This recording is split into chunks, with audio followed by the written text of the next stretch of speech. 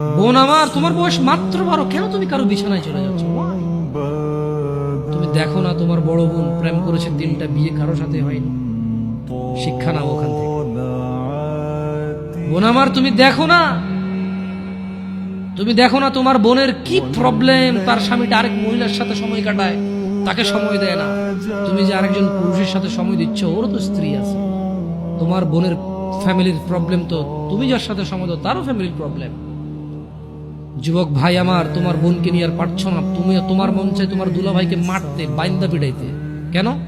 সে তোমার বোনকে কষ্ট দেয়, পরকিয়া করে তোমার বোনের উপর সন্দেহ করে, জুলুম করে।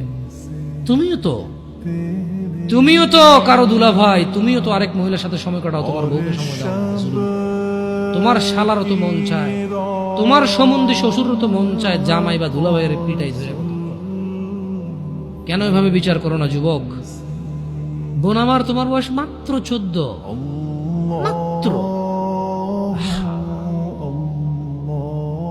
তুমি এই বয়সে সিগারেট খাওয়া শুরু করে দিছ, আফসোস বোন আমার। আর তুমি তোমার এই নাজুক, মহামূল্যবান, ইজ্জতদার তোমার শরীরকে আল্লাহ কত মূল্যায়ন করছে। তুমি জাহান্নামে গেলে তোমার বাপ জাহান্নামে যাবে, ভাবা যায়? মানে তুমি তোমার বাপের কান, তুমি তোমার ভাইয়ের কান, তুমি তোমার স্বামীর কান, ওরা হলো মাথা।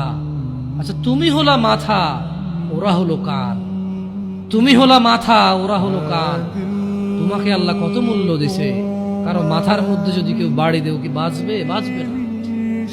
যত বড় ডাক্তার, কবিরাজ, যত উন্নত চিকিৎসায় নিয়ে যাক, যদি ওর মাথা ফেটে চৌচির করে দেয়, মস্তিষ্ক বেরিয়ে যায়, ওর বাঁচার চান্সেস কতটুকু আছে, কতক্ষণ আছে?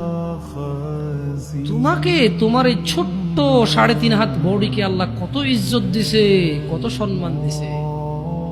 যদি কেউ তোমাকে জোর করে জেনা করে, তাকে, সে যদি বিবাহিত হয়, তাকে জুমা মসজিদের সামনে অথবা মহাসমাবেশে প্রকাশ্যে কোমর পর্যন্ত গেড়ে পাথর মেরে মেরে মেরে ফেলতে হবে। কেন? সে তোমার গায়ে হাত দিবে। তোমার ইজ্জত আবরু কত উপরে। তুমি কি আর আল্লাহর সৃষ্টি জাতা?